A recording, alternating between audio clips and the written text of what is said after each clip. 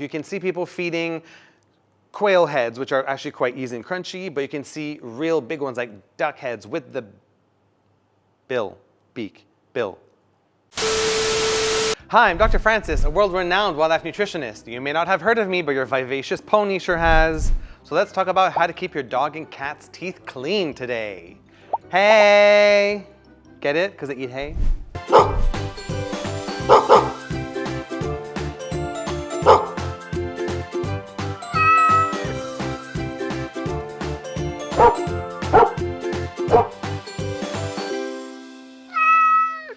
You may have heard that a raw or fresh food diet helps to keep your dog and cat's teeth clean.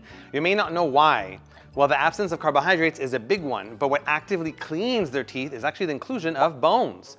So raw meaty bones is the easiest and best thing you can do to help make sure that you don't need to pay very expensive vet bills down the line. Do you know how much it costs to get your dog or cat's teeth detartared, to get them scaled and cleaned? It's scary, no matter what country you're in. It is tough. And just by giving this nutritious, tasty, and teeth cleaning, really important part of the ancestral diet of dogs or cats, you can actually prevent so much of this. It's totally fine to add in a raw meaty bone on kibble or canned food or whatever diet you're feeding. Just make sure that they've had some raw food before so you know they can tolerate it quite well and they have the right digestive system and microbiome to be able to cope with raw meat. It's actually really well described in scientific papers how efficient raw meaty bones are for dental health in your dogs and cats. So one study looked at a bunch of dogs and it gave them a small raw meaty bone and it gave it for 12 days. And they found that overall, there was a reduction in tartar of 30% after 3 days. And then after 12 days, there was about a 70% reduction. Now then they redid the study like a part 2 and they gave a bigger bone. And they gave them one for 20 days and they found an 87% reduction in tartar. That is crazy. And all you gotta do is something that fits perfectly into the diet of the dogs and cats. You don't need to give these very high starch chewing treats, which actually kind of are in a vicious cycle because they're high in starch, which causes plaque in the first place.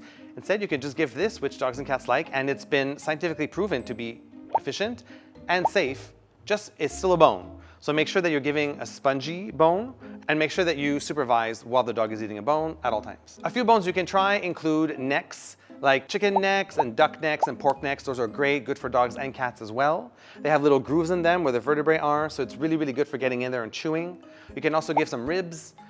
If your dog is not used to ribs yet, you may want to give 1 or 2 or 3 that are already stuck together because you don't want them to kind of eat it at the wrong end and then end up having a gag reflex, which can happen if they are new to eating bone. Heads are all the rage right now on TikTok. You can see people feeding quail heads, which are actually quite easy and crunchy, but you can see big ones like whole duck heads with the bill and the feathers, chicken heads. These are really tough to crack, so they're a really good workout for your dog's masseter muscles. Now, cats may not be able to chew the whole thing, but they may end up chewing on some feathers. Maybe they'll try and get the eyeballs out of there and eat that. But cats maybe won't be as likely to be able to actually break apart the skull. Doesn't mean you can't give it to them as a chewing treat though, to help pass the time or as enrichment.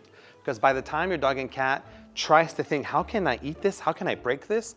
That means it's like a mentally stimulating puzzle that they're able to work on as well. So again, you're getting nutrition, you're getting teeth cleaning, and you're getting some mental activity as well. The last one I would recommend are trotters. So stuff like pig trotters on their own are a little bit too hard and they are weight supporting bone. So this is not the kind of bone that you necessarily want your dog and cat to ingest, but it's really good for them to chew on to help pass the time, to help distract them, and to clean their teeth. So just remember that weight-bearing bones are not made for ingestion. They're really just made for chewing, enrichment, and if there is some meat and some sinews and tendons stuck to it, then they will spend some time chewing on that and then getting the meat out. I love how I'm doing this, like you'll be like ripping the muscle off of my weight-bearing arm. Like a gorilla. One amazing tip that I learned from Paws of Prey is to actually serve all the bones frozen. It helps to keep all of the meat and tendons nice and tightly together. It's a little bit more neat. But the downside here is after your pet is done with it, if they don't finish all of it, you cannot reuse it. Because once it's frozen and it's thawed, you cannot freeze it again. But when you think about it, why would you leave a raw meaty bone over for a few days? It's raw meat. So usually it's 1 per day, or if it's something that they'll consume, you can give 1 every 2 days as well. As long as they don't depend on it for calcium. If they do, then gotta be given every day. Well, I hope this video helped. Now you have some really, really affordable and nutritious ideas on how to keep your dog and cat's teeth clean and help prevent those crazy vet bills down the line, because they add up. Thanks, subscribe to this video, like it, and then follow us on TikTok and on Instagram. And I'll see you in the next one. Bye-bye.